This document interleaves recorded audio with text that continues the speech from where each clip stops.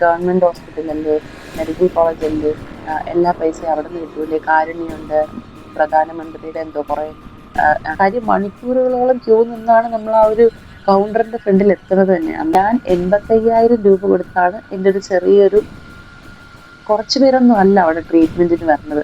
അത് അവിടെ ചെന്ന അത് വേറൊരു ലോകമാണ്. ഹലോ എവ്രി വൺ, ഇന്ന് കുറച്ച് ഇമ്പോർട്ടൻ്റ് ആയിട്ടുള്ള കുറച്ച് കാര്യങ്ങൾ പറയാമെന്ന് വിചാരിച്ചിട്ടാണ് വന്നത്. കുറച്ച് ദിവസമായിട്ട് രേണുസുധിയുടെ ട്രീറ്റ്മെന്റ്, ബില്ല്, അങ്ങനെ കുറേ കോൺട്രവേഴ്സീസ് ഒക്കെ നടക്കുന്നുണ്ടല്ലോ. അപ്പോൾ യൂഷ്വലി നിങ്ങൾക്കറിയാം, എൻ്റെ യൂട്യൂബ് ചാനലിൽ ഞാൻ എപ്പോഴും ഇടുന്നത് എൻ്റെ ഫാമിലി, എൻ്റെ കുഞ്ഞിൻ്റെ അവളുടെ വീഡിയോസ്, അങ്ങനെയുള്ള എപ്പോഴും നിങ്ങളുടെ ഹാപ്പിയസ്റ്റ് മൊമെന്റ്സ് അങ്ങനെയൊക്കെ ആയിരിക്കും. അല്ലാതെ ക്യാൻസർ റിലേറ്റഡ് പറഞ്ഞിട്ട് അങ്ങനെ വലിയ വീഡിയോസ് ഒന്നും ഞാൻ ചെയ്തിട്ടില്ല. 2 ഷോർട്സ് എന്തോ ചെയ്തിട്ടുണ്ടെന്ന് തോന്നുന്നു. അപ്പോൾ അങ്ങനെ അത് പറഞ്ഞിട്ട് ഇത് ചെയ്യാനുള്ള വലിയ താല്പര്യമൊന്നും ഉണ്ടായിട്ടല്ല. പക്ഷേ ഇങ്ങനെ കുറേ കാര്യങ്ങൾ, കുറേ യൂട്യൂബേഴ്സ് അതിന് നേരെ റിയാക്ട് ചെയ്യുന്നത് കണ്ടു. അപ്പം എനിക്ക് കുറച്ച് കാര്യങ്ങൾ, എൻ്റെ ഒരു എക്സ്പീരിയൻസിൽ നിന്ന് മനസ്സിലായ കുറച്ച് കാര്യങ്ങൾ പറയാമെന്ന് വിചാരിച്ചിട്ടാണ്. അപ്പോൾ ഓൾറെഡി ആ ബില്ല് ഒറിജിനലാണെന്നും അതിൻ്റെ ബാക്കി കാര്യങ്ങളൊക്കെ കുറേ യൂട്യൂബേഴ്സ് അവിടെ പോയി അന്വേഷിച്ച് അതൊക്കെ തെളിഞ്ഞു. പക്ഷേ ഇപ്പോഴും പലരും വിചാരിക്കുന്ന കുറച്ച് കാര്യങ്ങളുണ്ട്, പലരും തെറ്റിദ്ധരിച്ചിരിക്കുന്ന കുറച്ച് കാര്യങ്ങളുണ്ട്. അത് ഒന്ന് ക്ലിയർ ആക്കണം, അല്ലെങ്കിൽ അതിനെപ്പറ്റി ഒന്ന് എക്സ്പ്ലെയിൻ ചെയ്യണം എന്ന് തോന്നിയത് കൊണ്ട് മാത്രമാണ് ഞാൻ ഈ വീഡിയോ ചെയ്യുന്നത്. ഈ ക്യാൻസർ എന്നുള്ള ആ ഒരു രോഗത്തിന് 2 സൈഡിൽ നിന്നും കണ്ടിട്ടുള്ള ഒരാളാണ്. അതായത് ഒരു ബൈസ്റ്റാൻഡർ എന്നുള്ള നിലയിലും ഒരു പേഷ്യൻ്റ് എന്നുള്ള നിലയിലും 2 സൈഡും കണ്ടിട്ടുള്ള ഒരാളാണ് ഞാൻ. അതുകൊണ്ട് എനിക്കത് കുറച്ചുകൂടി ക്ലാരിറ്റി എനിക്ക് വന്നിട്ടുണ്ട് എൻ്റെ ലൈഫിൽ. ഞാൻ ക്യാൻസർ എന്ന ട്രീറ്റ്മെൻറ്റ് കണ്ടതിനേക്കാൾ ഉപരി, ഞാൻ വിചാരിച്ചിരുന്നതിനേക്കാൾ ഉപരി അതിനകത്ത് കുറേ കാര്യങ്ങൾ മനസ്സിലാക്കാൻ എനിക്ക് പറ്റിയിട്ടുണ്ട്. എൻ്റെ അമ്മച്ചിക്ക്, അതായത് അമ്മയുടെ അനിയത്തിക്ക് ക്യാൻസർ ആയിരുന്നു. അതും സെയിം ഇതുപോലെ ഈ പുള്ളിക്കാരി പറഞ്ഞതുപോലെ ബ്രസ്റ്റ് ക്യാൻസർ തന്നെയായിരുന്നു.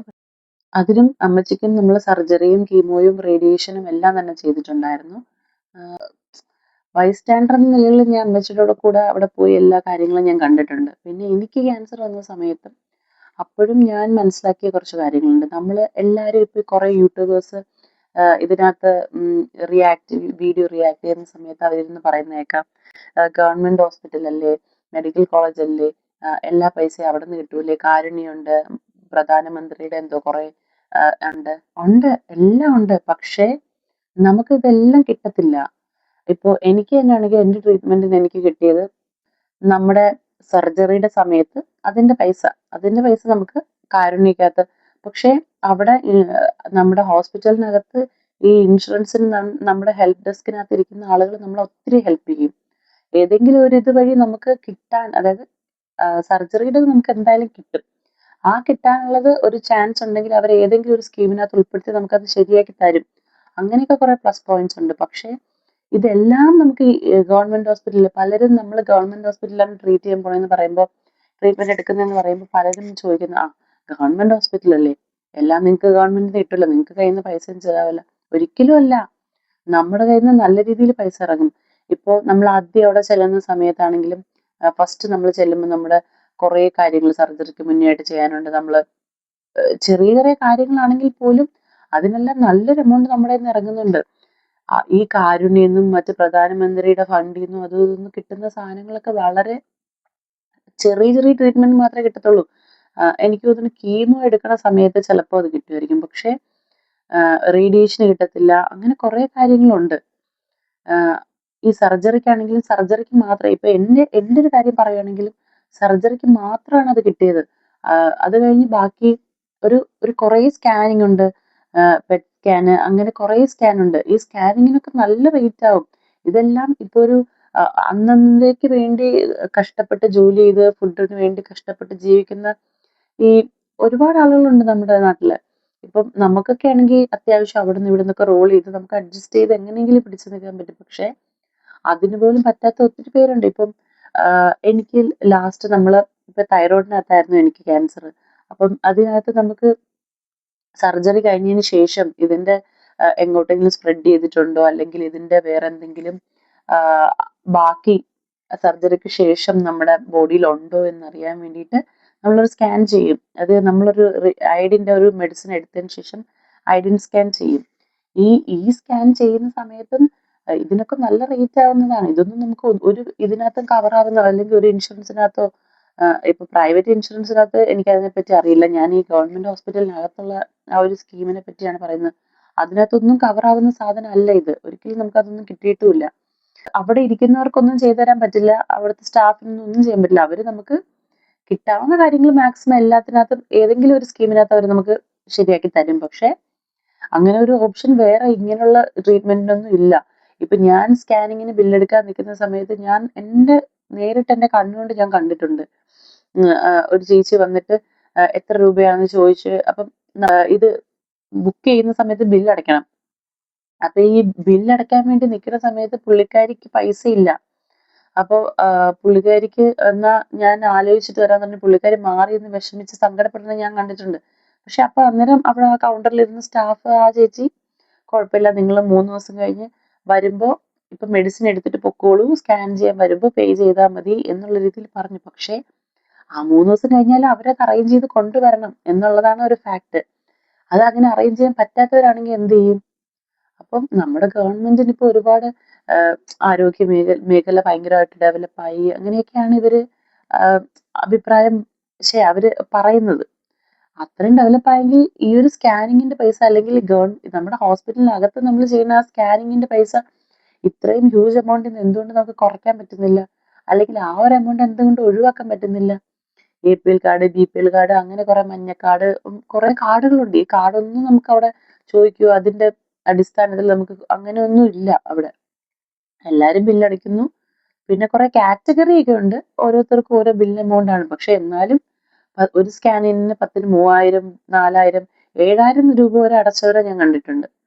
അപ്പം അത്രയും പൈസ അടയ്ക്കാൻ ഇല്ലാത്തവർ എന്ത് ചെയ്യും? നമ്മൾ എത്ര വട്ടമാണ് സ്കാൻ ചെയ്യണമെന്ന് അറിയോ?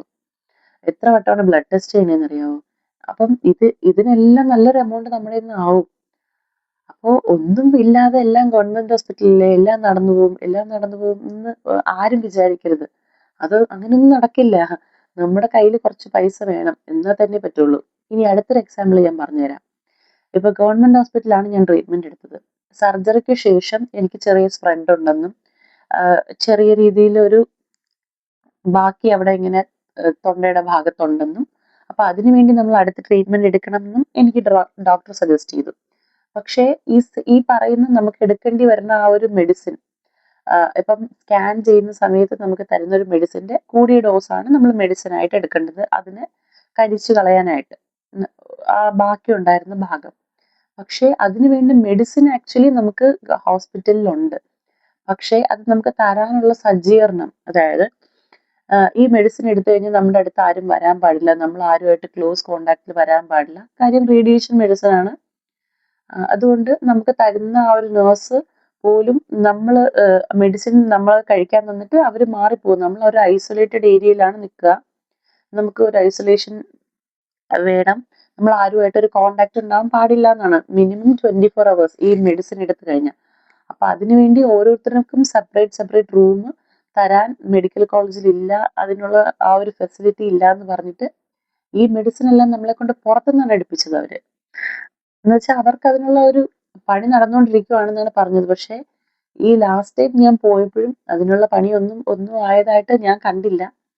അപ്പം എനിക്ക് പറയാനുള്ളതെന്ന് വെച്ചാൽ എല്ലാം ഗവൺമെന്റ് ഹോസ്പിറ്റലിൽ ഫ്രീ അല്ലേ, കാരുണ്യമില്ലേ, അതില്ലേ ഇതില്ലേ എന്നൊന്നും പറഞ്ഞിട്ടൊന്നും ഒരു കാര്യമില്ല. ഒരു കാരുണ്യവും നമ്മുടെ ഇങ്ങനെയുള്ള കാര്യങ്ങൾക്കൊന്നും നമുക്ക് കിട്ടത്തില്ല. സർജറിക്ക് കിട്ടും, എനിക്ക് കിട്ടിയ കാര്യം ഞാൻ കിട്ടിയില്ല എന്ന് ഞാൻ ഒരിക്കലും പറയില്ല. സർജറിക്ക് എനിക്ക് കിട്ടിയിട്ടുണ്ട്. അതെല്ലാം നമുക്ക് കിട്ടാവുന്ന കാര്യങ്ങളൊക്കെ അവർ മാക്സിമം കവർ ചെയ്ത് തരും. പക്ഷെ ഇങ്ങനെ കുറെ അതിന്റെ ബാക്ക് സൈഡിൽ ഇങ്ങനെ കുറെ കാര്യങ്ങൾ കൂടെ ഉണ്ട്. നമുക്ക് കുറെ കാര്യങ്ങളൊന്നും അതിൽ നിന്ന് കിട്ടില്ല.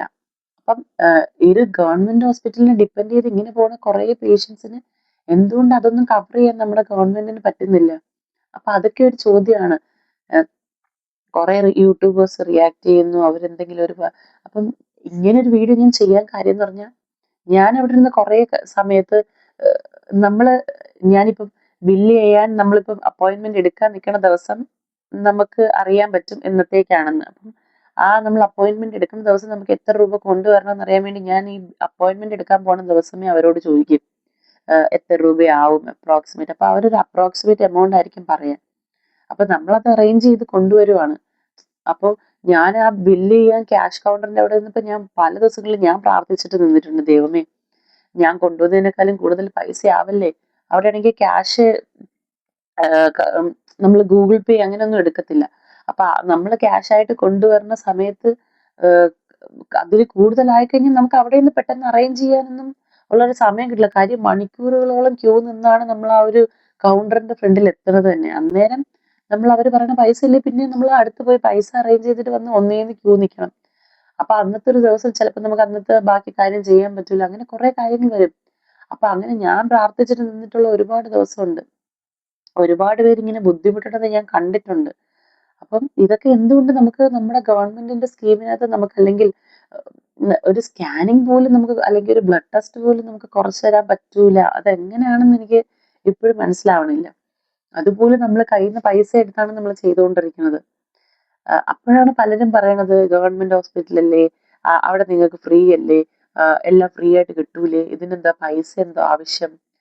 അപ്പൊ ഞാൻ പറഞ്ഞു വന്നത് ഇപ്പൊ ഈ മെഡിസിൻ എടുക്കുന്ന കാര്യം, നമ്മുടെ ആ ഹോസ്പിറ്റലിനകത്ത് മെഡിസിൻ ഉണ്ടെങ്കിൽ പോലും നമുക്ക് അവിടെ എടുക്കാൻ പറ്റാത്തൊരു സാഹചര്യമാണ്. കാര്യം ഈ ഐസൊലേഷന് വേണ്ട ഫെസിലിറ്റി ഇല്ല, അതിന് വേണ്ട റൂമില്ല, സെപ്പറേറ്റ് നേഴ്സുമാരില്ല, അങ്ങനെ കുറെ. അപ്പൊ ആ റൂമിന്റെ ബിൽഡിങ്ങിന്റെ പണി നടന്നുകൊണ്ടിരിക്കുന്നത് കൊണ്ടാണ് നമുക്ക് ചെയ്യാൻ പറ്റാത്തതെന്ന് പറയുന്നത്. അപ്പം അത് കുറച്ച് സ്പീഡപ്പ് ആക്കിക്കൂടെ, അല്ലെങ്കിൽ അതിന് വേണ്ട ഇത് റെഡി ആക്കിക്കൂടെ. ഓൾറെഡി നമുക്ക് മെഡിസിൻ ഉണ്ട്, പക്ഷെ അത് എടുക്കാൻ പറ്റില്ല. ഞാൻ 85,000 രൂപ കൊടുത്താണ് എൻ്റെ ഒരു ചെറിയൊരു സ്പ്രെഡിന് വേണ്ടിയാണെന്ന് ആലോചിക്കണം. ഇപ്പൊ കൂടുതലുള്ളവർക്കാണെങ്കിൽ എനിക്ക് ഒരു പ്രാവശ്യമാണ് എടുക്കേണ്ടി വന്നത്. അത് കഴിഞ്ഞ് പിന്നെ സ്കാൻ മാത്രമേ ചെയ്യേണ്ടി വന്നിട്ടുള്ളൂ. ഈ സ്കാനിങ്ങിനാണെങ്കിലും ഈ പറയുന്ന പോലെ നല്ലൊരു എമൗണ്ട് ആവും. അത് കഴിഞ്ഞ് ഈ മെഡിസിൻ 85,000 രൂപ കൊടുത്ത് ഞാൻ പുറത്ത് സ്വസ്തി എന്ന് പറയുന്ന പുറത്തുള്ള ഒരു റേഡിയേഷൻ ട്രീറ്റ്മെന്റിന്റെ ഒരു ക്ലിനിക്കിലാണ് ഞാൻ ചെയ്തത്. അതിന്റെ ബില്ലും കാര്യങ്ങളും ഒക്കെ ഞാൻ സൈഡിൽ വെക്കാം. ഈ 85,000 രൂപ ഒറ്റ പ്രാവശ്യം ചെയ്യണതിനാണ്, ഒരു സിംഗിൾ ഡോസ് മെഡിസിൻ ആണ്. ഈ 85,000 അറേഞ്ച് ചെയ്യാൻ പറ്റാത്തവർ എന്ത് ചെയ്യും? അതാണ് എന്റെ ചോദ്യം. ഇപ്പം ഗവൺമെന്റ് ഹോസ്പിറ്റലിൽ ട്രീറ്റ്മെന്റ് എടുക്കണം എന്ന് പറഞ്ഞു, ഈ 85,000 രൂപ എടുത്ത് പുറത്തുനിന്നാണ് നമ്മൾ ഈ മെഡിസിൻ എടുത്ത് ചെയ്തുകൊണ്ടിരിക്കുന്നത്. ഈ മെഡിസിൻ നമ്മുടെ ഹോസ്പിറ്റലിൽ ഇല്ലാഞ്ഞിട്ടല്ല, പക്ഷെ അതിനുള്ള ഫെസിലിറ്റി നമ്മുടെ ഹോസ്പിറ്റലിൽ ഇല്ല. ശരിക്കും സർക്കാർ ഇതൊക്കെയല്ലേ അന്വേഷിക്കേണ്ടത്? അവരിതൊക്കെയല്ലേ ഇതിനു വേണ്ട ഒരു എന്താ പറയണത്, അതിനൊരു പരിഹാരം കൊണ്ടുവരണം. അതൊക്കെ ശരിക്കും മേ ബി അവരൊന്നും അറിയാഞ്ഞിട്ടാണെങ്കിൽ എൻ്റെ ഒരു വീഡിയോ കൂടി ഇത് സർക്കുലേറ്റ് ചെയ്തിട്ടാണെങ്കിലും ആരെങ്കിലും അറിയുവാണെങ്കിൽ അറിയട്ടെ എന്ന് വിചാരിച്ചിട്ടാണ് ഞാനിപ്പോൾ വീഡിയോ ചെയ്യുന്നത്. എനിക്കൊരു റിക്വസ്റ്റ് ഉള്ളതെന്ന് വെച്ചാൽ, ഇപ്പം എന്നോട് ട്രീറ്റ്മെന്റ് എടുത്ത ഒത്തിരി പേര് ചിലപ്പോൾ മേ ബി ഈ വീഡിയോ കാണും, അല്ലെങ്കിൽ ഇപ്പോൾ ട്രീറ്റ്മെന്റ് എടുത്തുകൊണ്ടിരിക്കുന്നവർ കാണും. നിങ്ങൾ നിങ്ങളുടെ ആ ഒരു എക്സ്പീരിയൻസ് താഴെ വന്ന് ഷെയർ ചെയ്യണം. കാര്യം പലരും അറിയാതെ പോകുന്ന പല കാര്യങ്ങളും ഉണ്ട്. അപ്പൊ ഇങ്ങനെ നമ്മൾ റെസ്പോണ്ട് ചെയ്യുന്നതിലൂടെ ആരെങ്കിലും അറിയുവാണെങ്കിൽ അറിഞ്ഞ് മുന്നോട്ട് ഈ ട്രീറ്റ്മെന്റ് എടുക്കുന്ന കുറെ പേരുണ്ട്. അവർക്കെങ്കിലും ഇതൊരു ഉപകാരപ്പെടുവാണെങ്കിൽ പെട്ടോട്ടെ എന്ന് വിചാരിച്ചിട്ടാണ് ഞാനിപ്പോൾ ഇത് ചെയ്യണത്. ഞാൻ 85,000 രൂപ കൊടുത്ത് ഒറ്റ ഡോസ് മെഡിസിൻ ആണ് പുറത്തുനിന്ന് എടുത്തത്. ഇനിയും റിപ്പീറ്റ് എടുക്കേണ്ടി വന്നെങ്കിൽ ഓരോ വട്ടം 85,000 രൂപ കണ്ടുപിടിക്കാൻ ചിലപ്പോൾ നമുക്ക് പറ്റിയെന്ന് വരില്ല.